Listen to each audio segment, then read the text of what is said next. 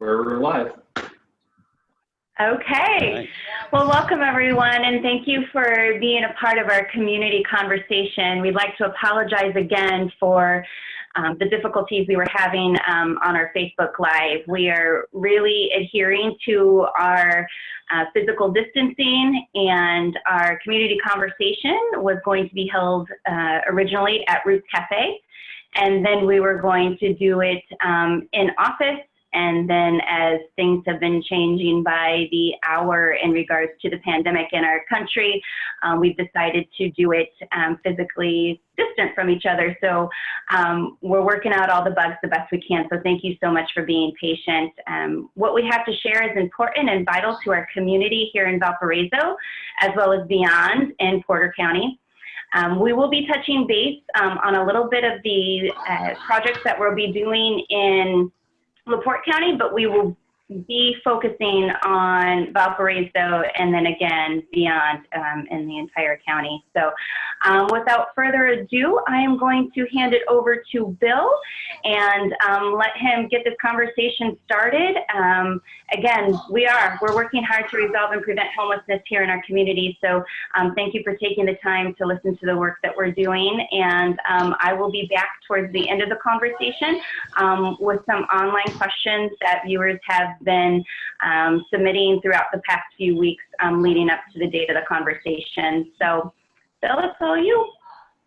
All right. Thank you so much, Lisa.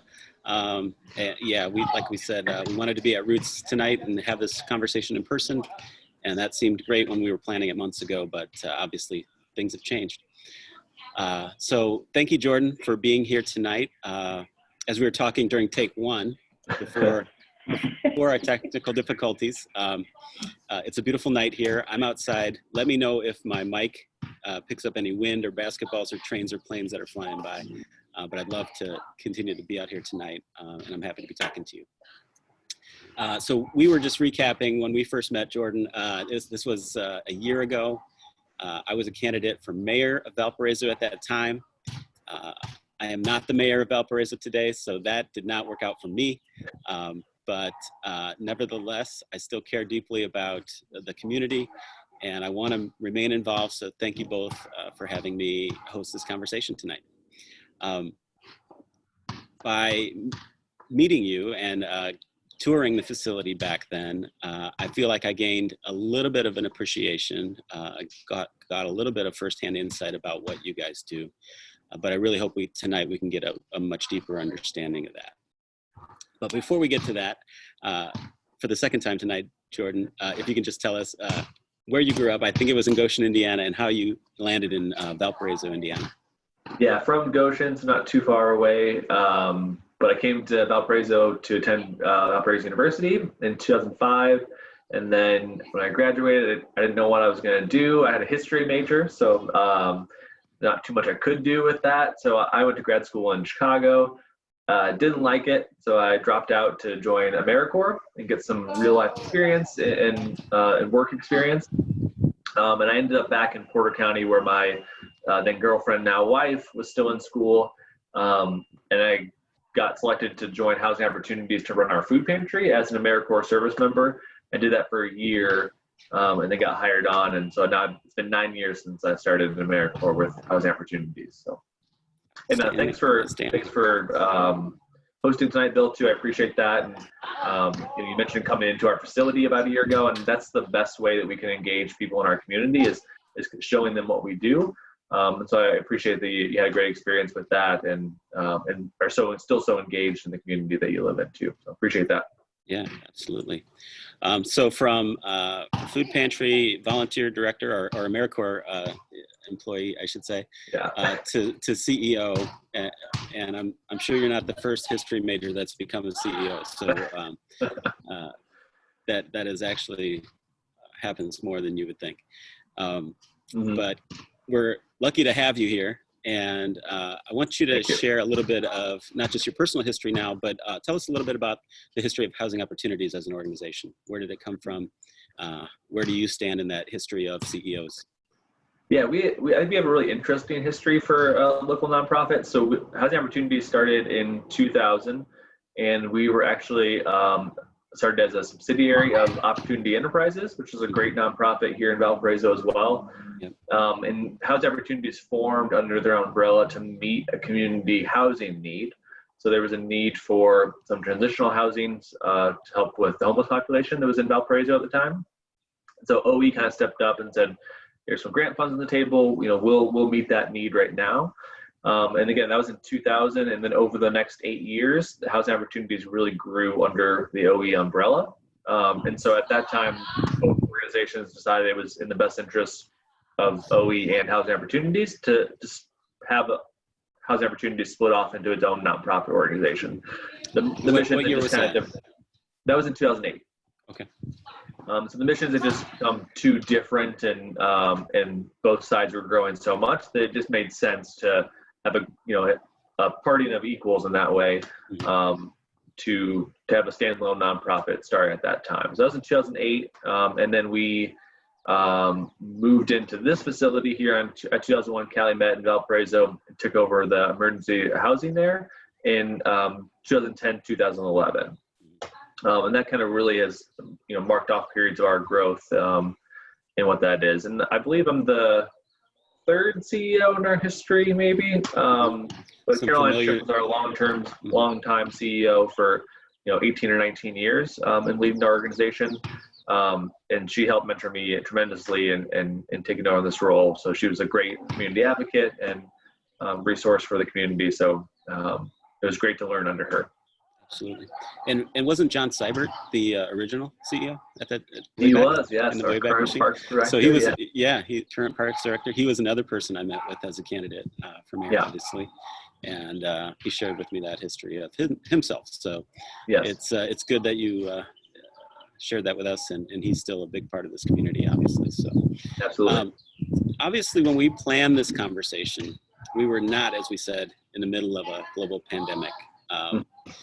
So while you guys have a long-term mission that you just described, I imagine that things are a little bit fluid, maybe up in the air. We maybe come back to this later with the questions from the audience, but talk a little bit about the impact COVID is having on HO right now. Sure. So it's been a really interesting, month and a half for us. So we made the decision about 3 weeks ago now to go fully remote with our staff. And so we're still able to do 99% of the services that we were doing before. So we're still able to, work with our clients. We're still able to house people in our shelter, still able to house people in the community. And so we've been able to do all those things in this past 3 weeks. We're just doing it a lot differently. So usually we're very, face-to-face, hands-on, and we're learning how to do that over the phone, and using some other unique tools that we have to still serve people, just a little bit slower than we'd like right now, I think. And probably the biggest change we've had is we have a great resource center here that's open to people in need of housing in the community. People come down there, take a shower, have a meal, use our internet and computers, they have secure lockers there as well. And then we had to make the hard decision to close that during this time to protect our staff and our clients as well. So that's really the only thing we can't continue to offer at this point that we're hoping to continue in the not too distant future. Right. And you and I spoke a couple days ago. To date, at least as of now, it seems like you haven't seen a spike in demand yet. Although obviously the longer this crisis lasts, the bigger impact it's going to have on people economically. And it's not too difficult to foresee a near future that is even more difficult than the situation we're already in, where the needs exceed the capacity that we have. Yeah, and that's a great point. I think, in the short term, there's going to be a lot of people needing the resources that we have and the services we offer. But there's still a lot up in the air about, how the stimulus package is going to work, if and when people are actually getting, checks and stuff like that. And so I think people are still just kind of waiting out to see what happens. But I think the long-term ramifications are going to be pretty severe for the number of people we serve, and just in terms of it's going to, heighten the already existing problems. Like people who are already in poverty are going to be worse off down the road because, the restaurant they worked at is now closed permanently, or, this could go on for months and months. And so the little income they did have is now down to zero. So I think some of those long-term implications are going to be, pretty interesting to work through and figure out how to alleviate that impact. Yeah. And part of tonight's goal, at least for me, is to broaden this conversation, to introduce you to a little more people possibly, and to basically let them know the good work that you're doing so we can get ready for that. It certainly seems like it's going to happen. Yeah. What about on the, you guys have a small food pantry there. What about on the supply chain side? Are you getting toilet paper and things that seem to be in tough supply? Yeah, I think the best part about being here in Valparaiso is how awesome the community is. And not just Valparaiso, but Porter County. It's such a giving community. As soon as we went remote and we have our little area that you can go through a door right before you go into our main office. So it's kind of a little vestibule. So we leave it open for people to donate goods and stuff like that they might have. And that thing's full every single day. So people are dropping off, cleaning supplies, toilet paper, all the essentials we need. And then we're able to get it out to our clients who have the real need right now, and just leave it at their door or something like that. So, Valparaiso is an awesome community if you're a nonprofit to live and work in.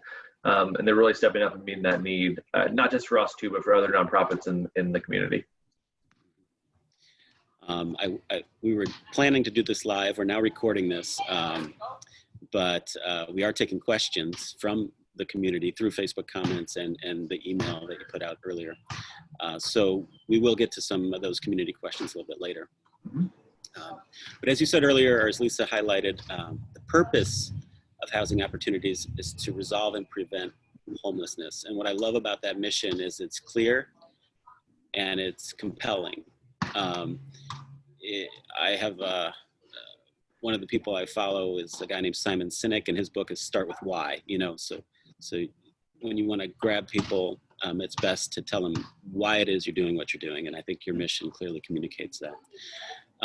But I want the way in which you deliver that mission is a combination of programs and properties and processes. So if you could talk a bit more about the what and the how behind housing opportunities, I'd appreciate that. Yeah, sure. So we do a lot and all around of housing in different types. So in terms of how we kind of resolve people's homelessness, we kind of work on the front line. So we provide the most basic service, which is street outreach to people who are street homeless in Porter County. So that's people who are living in their car, they're camping out in the woods, they live in a place that doesn't have utilities. So John Witcher, our street outreach coordinator, he's out there on the front lines talking to these folks, getting them connected to our other housing resources, giving them tents and other resources they may need during the different seasons we have. So that's kind of the front lines of what we do. And then it helps transition people to other services we offer. So we have our emergency housing program, which is most of what is at our main location at 2001 Calumet Avenue. And that is an emergency shelter for people experiencing homelessness in Porter County. So again, those definitions of being outside in their car, they were just evicted from their rental they had in the community, and we're able to house them. The average length of stay is around 100 days right now. And while they're here, they get supportive services to help address the needs they have to get back out into the community and be stably housed in Valparaiso and Porter County, where they came from. And then that's kind of like the immediate emergency needs we meet, and then it kind of goes up in level from there. So we offer a variety of permanent housing options that include supportive services. So whether that's rapid rehousing that takes people out of homelessness and puts them into existing community-based housing. We can do that for a year to 2 years based on the need. And then we provide in-home services, usually with that program. Mm-hmm. So again, having time to build up the skills necessary to not need our supports in the future. And the same with our permanent supportive housing. Those are units that we own and manage. We have 58 of them across the 2 counties we serve, Porter and LaPorte County. And those are long-term rental housing that is based on someone's income. So they pay 30% of their income as rent, and then also receive in-home services in that program. And the average length of stay there is about 5.5 years right now. Mm-hmm. So it is kind of the most long-term solution to ending someone's homelessness. So that when someone does, exit that program, they're moving into their own apartment and doing that and never come back into the homeless system. So that's kind of our homeless services that we offer. And we also have the prevention side, which is a little different. It's kind of two main tiers there. We offer foreclosure prevention. So we actually work with homeowners who have a mortgage. And right now we serve like 13 counties doing that in Northwest Indiana and across the northern half of the state. And so if you're in trouble with your mortgage and you can't pay for some reason, or had a health concern or a layoff, we have some programs that work with your lender to make sure you don't get foreclosed on and make sure you stay in that home. Great. And the other side of our prevention is, again, we own and manage our own affordable housing. So it's just like any other rental that you'd find in the community, but the rents are for people at the lowest income levels in our communities. And so we offer, a variety of bedroom sizes and types in both Portage and Valparaiso, and then also in LaPorte County as well. Fantastic. Yeah, and you mentioned the Resource Center, which is currently closed, but that's also one of the services available. And I hope we can talk about that term, affordable housing, a little bit more later.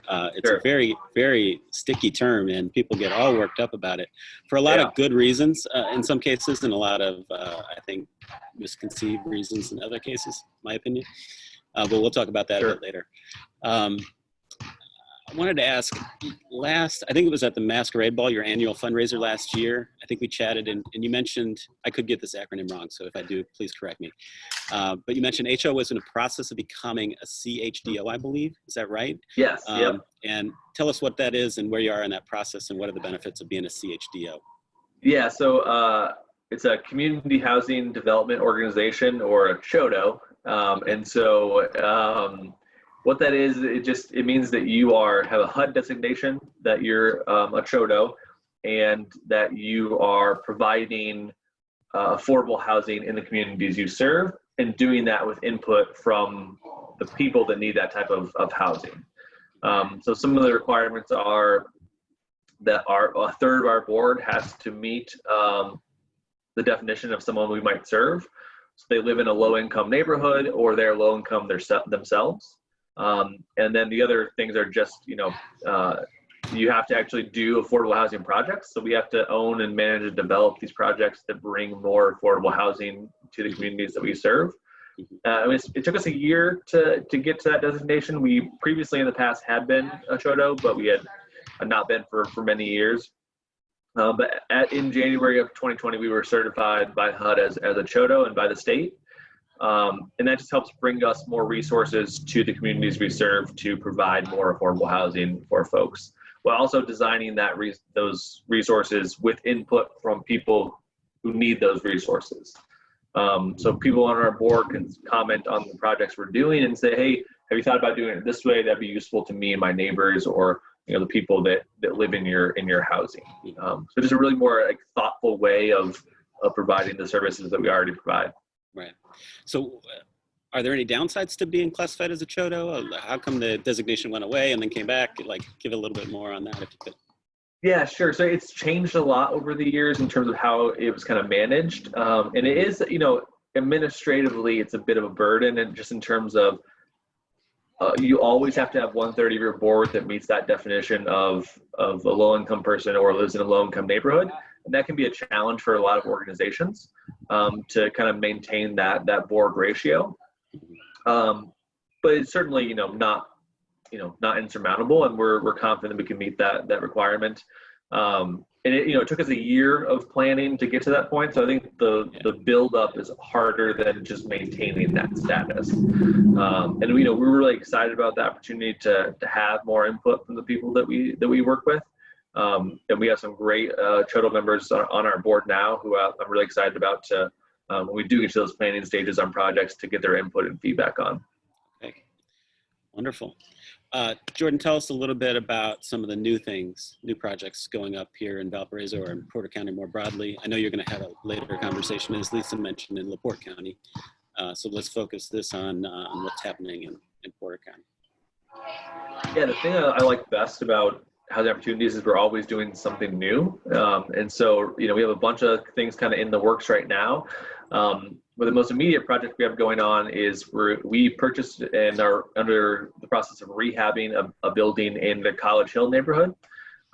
So it's right across the street from both Neighbors Place and Hilltop Neighborhood House. It's a 11-unit building, 11 studio apartments.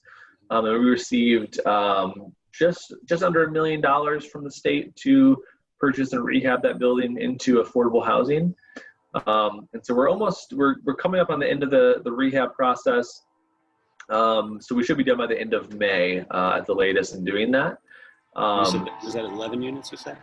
11 studio apartments. And so that, again, it's going to be a housing for like any other rental that you or I could rent. It's just targeting people at the lowest income levels. And are the residents that were already there staying there? Yeah, so there transition of ownership? There were 3 or 4 people who came over in the transfer, and they all qualified to stay there. So that was good for that piece of it. And the great part about it was it was already a great building for that neighborhood. So the previous owner, he really maintained that building really well. And he'd always rented to law students from BU because it's right next to the law school. Right. And as the law school closed, he was having to rent to other people, and he just didn't want to deal with it anymore. So he contacted us, and that's how we ended up purchasing the building. And so he had filled a couple of the units, and there ended up being people that we would work with anyway. So it kind of worked out. But the thing is, the rents he was getting for those units were like just over $600 for a studio apartment. And they also had to pay NIPSCO on top of that, just electric, I think. Yeah. And now going forward, rents will range from $385 to $450. Includes all utilities, includes free Wi-Fi for the building, and an on-site laundry room as well. And then also access to other services that we offer at no charge to our residents. So just a great opportunity to really fill a need in that neighborhood, especially because that is the lowest income neighborhood in Valparaiso. So we're really excited about the opportunity, and the residents who already live there were super excited to get a reduction in their rent as well. Yeah, so that was, I would imagine. Yeah, a good early present for them, I think. So then as soon as we're done with construction, we'll fill the remaining, 7 or 8 units, and probably within the same week. And then that will just be an ongoing rental for those folks. Mm-hmm. Anything going on outside of Valpo? So we are in the very beginning stages of working on a project in Portage. Mm-hmm. So the most of what we did in our early time as an organization, so we owned and managed 38 apartments in Portage, and we brought those all into our portfolio between 2002 and 2006, I think. And then we haven't added to that since. And so we've kind of really been focusing on trying to add some apartments there to meet the need. And so we are working on a project now that would bring on 12 new construction units in Portage. So apartments for lower income people. And it'd be similar to our project Aurora View, which opened up a couple of years ago now in Valparaiso. So kind of a tax credit project that would do some rehab on our existing projects, and then also add some new construction units there too. So it's in the beginning stages of planning, but we're excited about that opportunity. And we'll probably know in November if that's going to come to fruition through some funding opportunities. Great. All right, I'm going to move into, I think we had 6 or 7 pre-submitted questions. And Lisa may chime in here and tell us that we've gotten more on Facebook since we started recording. We do. Oh, we do. Great. Yeah. I'll start with one. Okay. And this one is a bit controversial, maybe, but it was certainly in the minds of voters during the mayoral race last year, as I heard it on so many doorsteps and in community gatherings and in barber chairs across the city.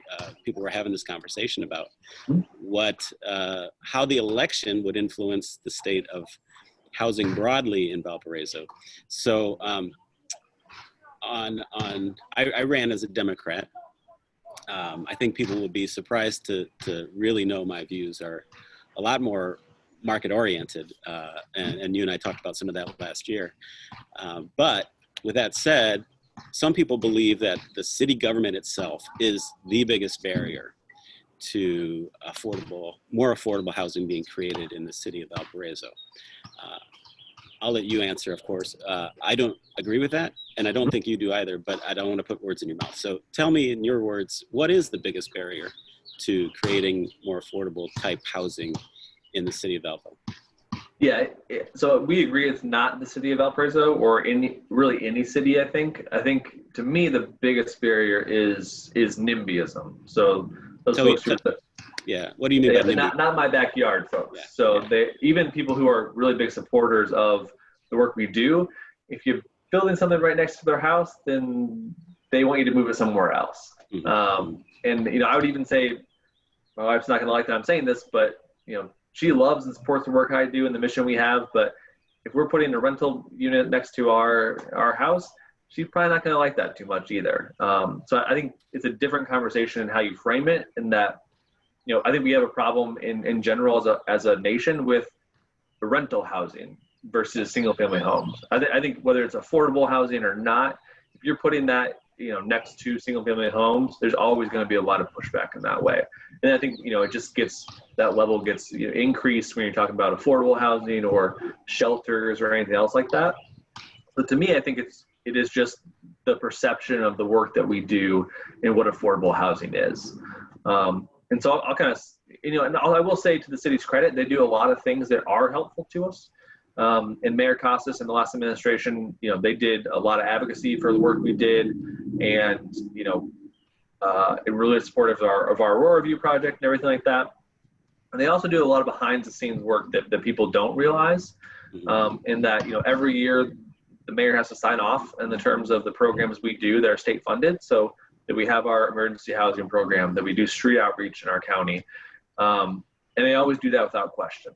And so, there are a lot of communities where you don't have that going on. You have a much more adversarial relationship. And so I think there are a lot of things the city does right. And there are some things I think that we could change and would help out a lot too. And there have been some of that addressed in the election and other things like that. And we can probably get into that in a little bit, but yeah, I want to make an observation, because I'm a student of city building and urbanism. And, there are cities in this country that struggle a lot more than we do. I'm not minimizing the problems that are the challenges we face, but there are cities where they struggle even more with housing prices, particularly in California. Mm-hmm. And from what I've learned and read about, there seems to be this sort of triangle of issues. One of them being zoning issues. Another being the way that land is taxed vis-a-vis buildings. So there's this concept of a land value tax versus what Indiana has is sort of like land and buildings get the same property tax rate, and you're almost therefore discouraged from building because the more you build, the more tax you pay. And then the third is subsidies. This third in the triangle is how we manage and provide subsidies for the people who just can't make it despite their best efforts. On each of those, do you have any thoughts, or just pick one and riff for a while? I'll pick zoning, I guess, since that's an easy one in my eyes. I think, and again, this is not a Valparaiso problem. This is a nationwide problem with zoning. But I think there's a couple things that we could talk about and think about with the city and county and other partners, and how that affects affordable housing in particular. Because most things with zoning, you can get around them if you can go through the plan commission and city council and BZA and do some of that, but that increases the cost of the housing that you're building. So if you're building high-end condos or single-family developments and you're building 200 of them, then you can spread that cost out a lot easier. But when you're project neighbors or your housing opportunities and you're rehabbing an 11-unit studio apartment building and you need to get a parking variance waiver, then that costs you money that you don't have. and especially when you're addressing a problem that's not a real concern for the population. Like parking's always a problem when we do new projects, because you have to have 1.5 spaces per 1-bedroom apartment or something like that. And most of the residents we serve don't have vehicles. And so that's just increased cost for us. So most of it is around time and cost increase. And then also what's the real root of the issue we're addressing. So parking is an easy one. Density for us is an issue too. We're trying to maximize the amount of people we can help in the space we have. And we can't afford to spread it out over 2 acres or something like that. We know density for us is a big deal. Parking I mentioned, and also design features. We want our housing to look great as well, and I think we do a great job of that. And if you want to drive by 453 College Avenue, our newest building, then you can see some of that. But Aurora View is a great example of that. It's a 23-unit project, and it costs $6 million to build. And a lot of that is just increases in cost because of local zoning and ordinance things that just increase those costs. And so I think some of those we could work out for affordable housing in particular, because it is meeting the mission for people that don't have another option. So I can go buy a house or build a house and do various things with it, but people on Social Security disability don't have that option. They have an option for 1 or 2 places in the communities they live in. And so I think working out some workarounds on that is, I think, the way the city can help them most. Yeah. There were some conversations around that. I know you talked about that when you were running. Yeah. George Douglas also did that. And others have stepped up and said we should have these conversations and see what we can work out. Yeah. So I'm hopeful about that, but I'd like to see a little more movement down that road to see if we can kind of speed up some of these conversations. Yeah. I hope so. That was a big part of my platform, and I'll just share an anecdote. I'm also president in my neighborhood association here. I live in Central Neighborhood in downtown Valpo, and I inherited this great organization that's lasted for, I think, formally for at least 30 years, and it probably goes back farther than that informally. But you mentioned NIMBYism, and we have really honest conversations at least once a year, so sometimes more often. About these issues, about what a renter is vis-a-vis a homeowner, vis-a-vis a neighbor. I call our monthly meetings neighbors meetings. I don't call them member meetings or homeowners meetings, even though officially, if you read the bylaws, to vote in our neighborhood association, you need to own property. Sure. I've been working on changing that for years, but I don't have a majority of the board or the members in favor of it yet. So I'll keep pushing in my neighborhood, and you keep pushing on the city, and we'll make progress. It's going to take some time. But as you said, these aren't issues that are unique to Valparaiso. This is just the state of at least our country, and probably transcends even that. So yeah, and I think being realistic about the conversation too. Like a lot of people want cities, in our city in particular, to fund some of these things, and to me that's not realistic, because everyone is cash strapped right now, cities and counties and other governments, and I think we can again, especially nonprofits here, housing opportunities, Project Neighbors, we've shown we have a good model for what we can do. And I'm not asking the city to fund these programs. I'm just asking them to work to make it easier for us to do the mission that we have. So I think that's a good, a more realistic concept than saying the city should put millions of dollars to this, because that's not going to fix the actual problem, because you still have to place that housing somewhere in the community, and that's the biggest barrier right now. Right. Okay, let's move on to a question. This one I have a name for. It's from Kendra, and it dips into LaPorte County. It looks like. It says, I read about a grant to build a single-family home in Michigan City. Is the land and location already selected? Is there a design or floor plan for that? Yeah, so a lot of our early history as well with HO was building single-family homes for home ownership. And there was a great opportunity that we took advantage of we just got funded in January. So the state is allocating $2 million to housing opportunities, and we partnered with First Source Bank and the Unity Foundation of LaPorte County to build single-family homes in Michigan City. And so we're really excited about that project. We're doing some planning right now and hope to depending on this pandemic, break ground sometime in 2020. And it's going to be in phases. So we hope to at least do 30 houses over a couple year period. But we're going to start out with 8. So our first phase is going to be 8 houses on lots that we already own in Michigan City. And they're going to be pretty simple, 3-bedroom, 2-bath, 1,100 to 1,200 square foot homes, all new construction that are sold to lower income households. So it's about 80% of area median income to qualify, which for a single is like $37,000 and under in LaPorte County. So really exciting opportunity. And I'm really grateful for First Source and the Unity Foundation for partnering with us to make this happen.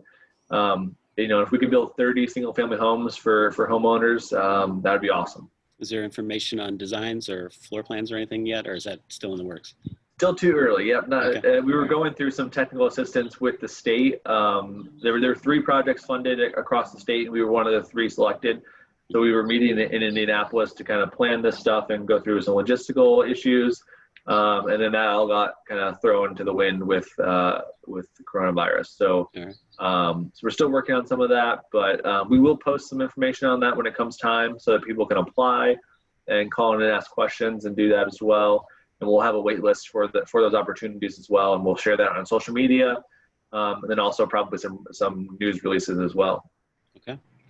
All right, I have a couple more here that were pre-submitted, but I want to turn it over to Lisa and let her give us some of the live feedback. Yeah, so I have one.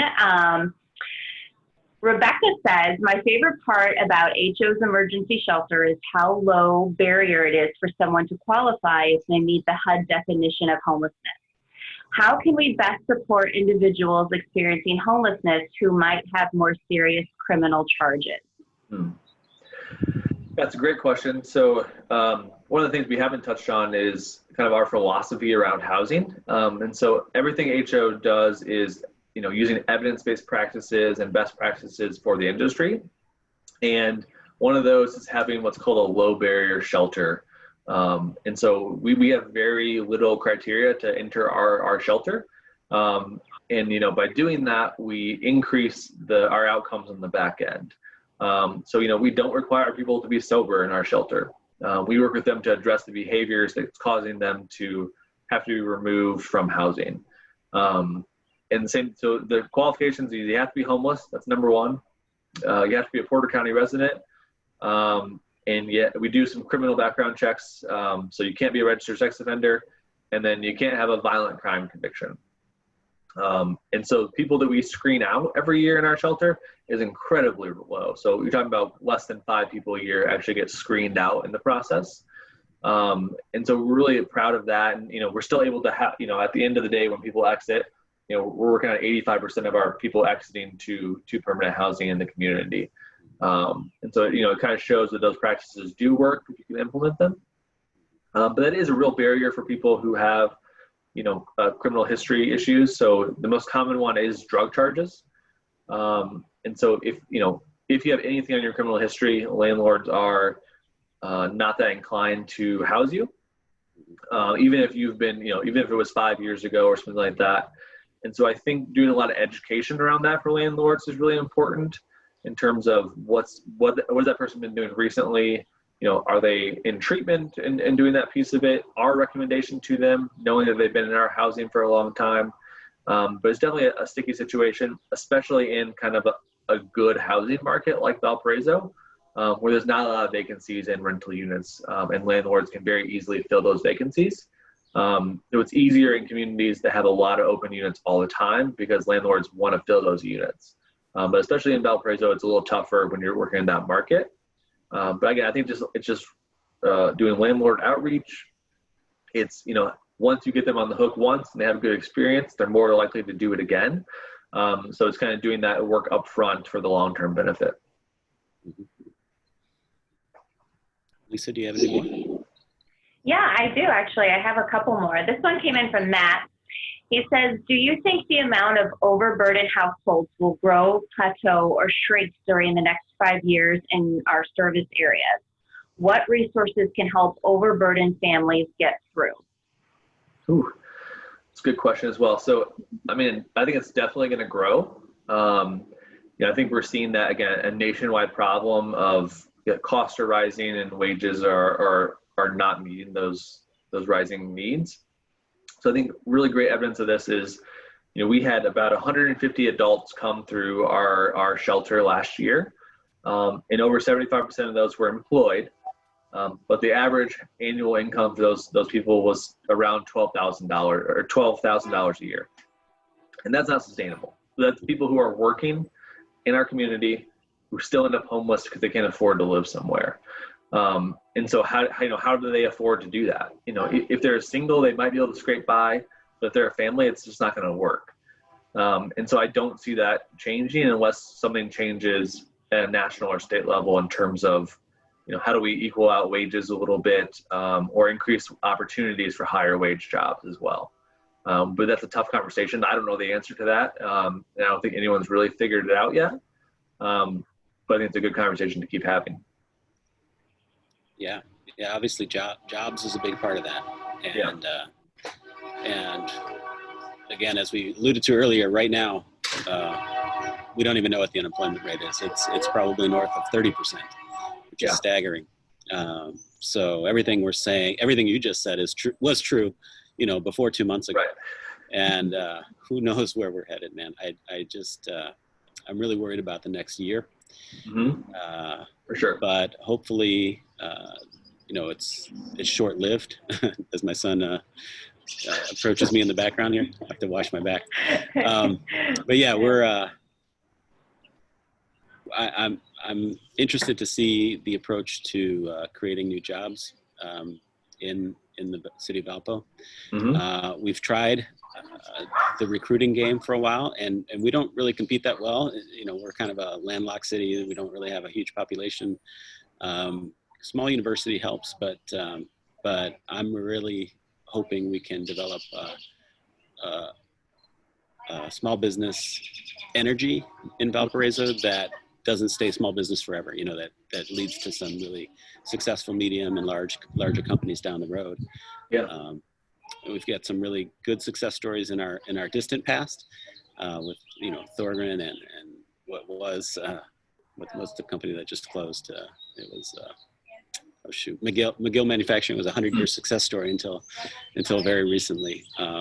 So we need more of those homegrown success stories, in my opinion, because I think when the ownership of the businesses is local, they care more about the community they serve. So absolutely, that's my 2 cents. Mm-hmm. We had a couple more come in, but I know we had some come in earlier that I feel like we should get to before we wrap up here. Okay. Yeah, and I think we got about 5 or 10 minutes left. So I've just got 2 more. One of them is, again, near term, focused on the current crisis, and then the next one is longer term vision. So Great. Somebody wants to know, what is the most helpful thing that regular people can do today to assist during the COVID-19 crisis, especially if they themselves don't have a lot of money to give? Yeah. So I'll touch on both sides of that. So if you're able to still give, I really encourage you to do that.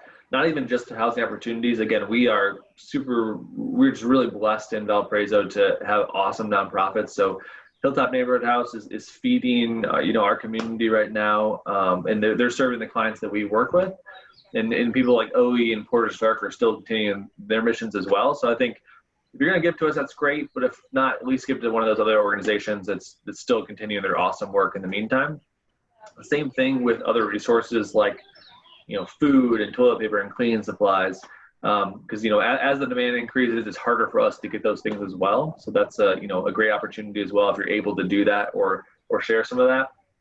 I don't have a great answer for the second part if you don't have some of those resources, except to say that, look out for your neighbors and other people that you're seeing on the streets and as you're going through that. And, if you see someone who you think is struggling, reach out to them and offer up, to say, hey, if you need housing opportunities, here's the number. Here's how you get a hold of them or one of these other organizations. Because especially now, people are going to be struggling more than ever. And that's the best way to start them down a different path in that way. And we're happy to have those conversations as well. Or give us a call and say, you think someone's sleeping outside in the woods there or something like that, and we'll go talk to them and try to engage them. Because that's the work we do every day, and it's definitely going to be increased over this short term here. I love that compassionate neighbor appeal. Mm-hmm. All right, so the last question we have, maybe this intersects a little bit with the 5-year question we just had, but as we look beyond the immediate crisis, what are the main issues that contribute to the need for housing assistance at the root level? And are we as a community well equipped to deal with those root causes? One second, I'm going to pause real quick. Hold on. Yeah, it's another great question. So I think it's two parts. So the cause is what we talked about a little bit ago. So it's wages. I think that's the number one cause of people in our community that are facing a housing crisis. So most of the people that end up homeless in our community is based on affordability of living in our community. So if they had an affordable place to live, they would never enter the homeless system to begin with. So we're not Chicago or other places. We don't have a huge number of people who are sleeping outside and doing that. We definitely have some people, but those people are chronic homeless, have a severe mental illness and other things going on that take more effort and energy to outreach to. So I think the short answer is, we got to find a way to have some housing that's affordable for people who are making less money, and then also try to increase the higher wage jobs that we have. And I guess we're not that well equipped to meet the need right now. And again, it's not a Valparaiso problem. It's a national problem. Yeah. But I think there are some things we can do to help with that. And I'd love to see that happen locally here, because I think when we do have the opportunity to address problems as a community, we often have really creative solutions to that. So I don't want to wait for, HUD or someone else to figure the problem out, because they're probably not going to. So I'd love to see some local grassroots commitment to doing it our way and how we solve problems in that way. And I think that'd be a great way to do it, getting some, different sectors involved, whether it's city government, nonprofits, private developers, to figure out how do we help solve this problem, or at least put a dent in the problem as well. Yeah, I remember from your annual report, I think it was, when is your fiscal year end? I saw the latest one. It said 2019, but I don't know when that ended. Yeah, we go June to July.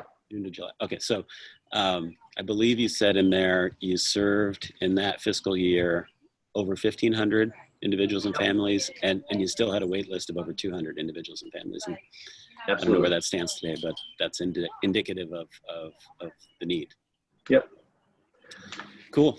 Jordan, is there anything else that you'd like to mention before we wrap things up here?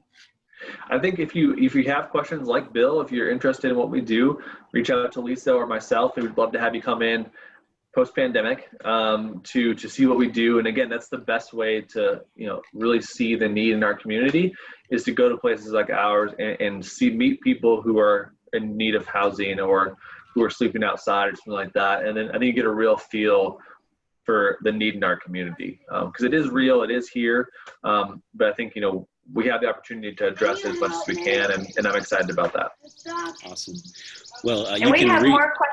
Oh. Yeah, we have more questions as well. And so I would love to be able to have another opportunity to actually do a live conversation when we don't have to practice this physical distancing anymore. And there are a lot of questions out there in the community that people still have to ask. And I think we touched a little bit on it, and I think we've got some really great questions to go. Cool. I just, that'd be great. Let me know if you need a host. My dance card is open. You give me some grades on how I did tonight. I'm happy to hear feedback. I do want to mention 2 more things. One, to reach out or directly donate to Housing Opportunities, you can go to their website at hoi.help, hoi.help, or you can call their phone number, which is 219-548-2800. That's 219-548-2800. My guest today has been Jordan Stanfill, CEO of Housing Opportunities. Jordan, thank you so much for this conversation, and thank you for all you and your team do for our community. It's been a pleasure. Thanks, Bill. Thanks for joining us, and really enjoyed the conversation. And until next time. All right. Good night. Thanks. Bye. Good night.